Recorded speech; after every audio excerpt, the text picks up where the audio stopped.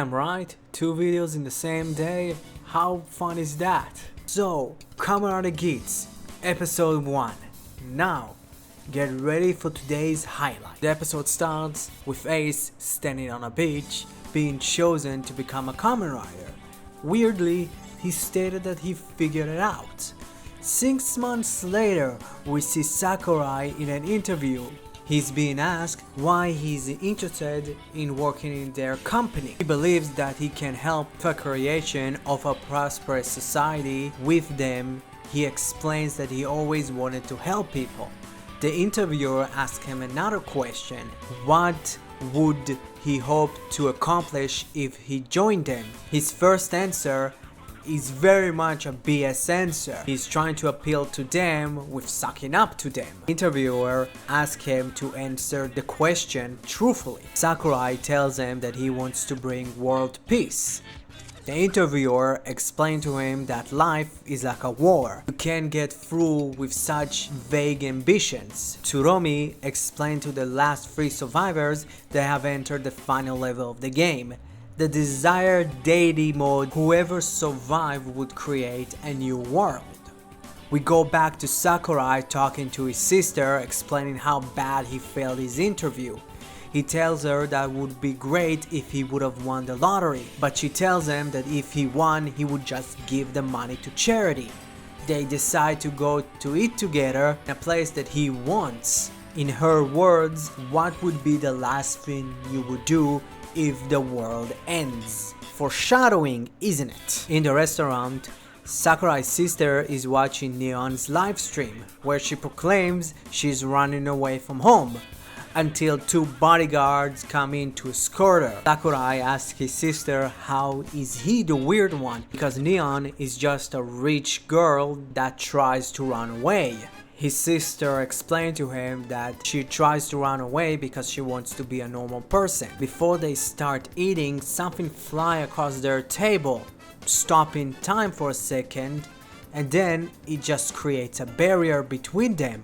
Suddenly, a group of Jamato appears and attacks the chef. When Sakurai comes in to check on him, he gets attacked by them and he runs away. Last survivors are getting notified on the Jamato attack, while we see the Jamato wreaking havoc across the city. We see Neon's 2 bodyguards telling her to run away while they try to fight the Jamato.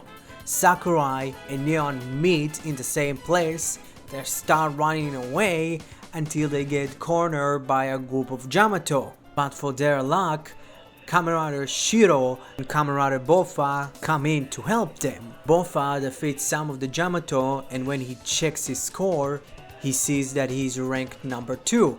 And when another group of Jamato arrives, Shiro takes the 2 to a safer place. We see Tsurumi watching the 2 riders fight, and she asks where is player number 3.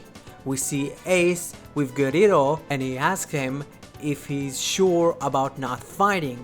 He tells him that he has an ace up his sleeve while showing the boost buckle. But in the end, he decides to join the fight. Shiro untransforms and Sakurai thanks him, and Shiro explains that wherever he sees someone in trouble, he rushes in to help. Bofa arrives and he questions Shiro's motives. He believes that he just wanted a support score. Shiro tells Bofa that he's not like him. Bofa tells Shiro that he's not a great hero and he's in it for the money too. Sakurai angrily asks both of them what's going on.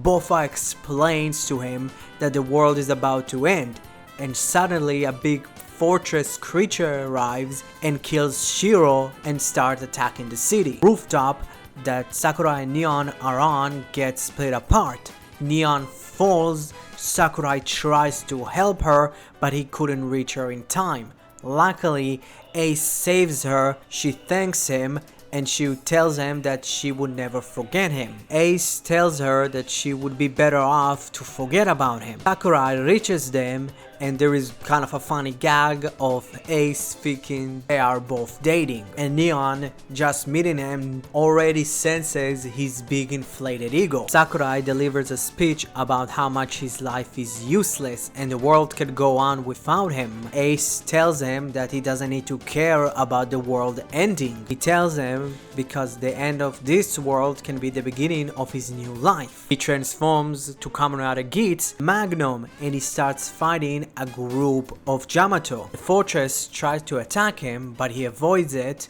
and tries shooting it, but it's useless, so he switched to the boost armor. He rides into the fortress mouth and goes back outside, and he puts on the Magnum armor, and he's using the Revolt On feature of the Desire driver, switching their armors around. And then he rider kicks the fortress. See a mysterious man watching the fight.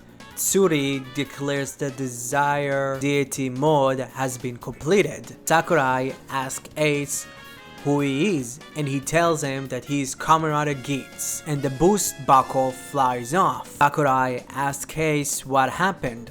Ace tells him that that was a game that will transform the world. We see slowly and slowly the world just rebuilding itself. Sakurai wakes up believing all of it to be a dream, but he doesn't remember any of it. He goes to the restaurant and he asks the chef if something bad happened to him yesterday.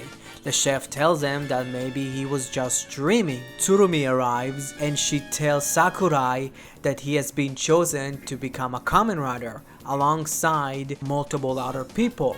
Two of them being Neon and Azuma, aka Kamen Rider Bolfa. Sakurai comes in and touches the core ID, starts seeing flashbacks to the old world. See Ace on a rooftop, welcoming everyone to his world. The episode ends with an explanation of the Desire Grand Prix. When you get your driver, that's the beginning point of your life as a Kamen Rider. There is no turning back.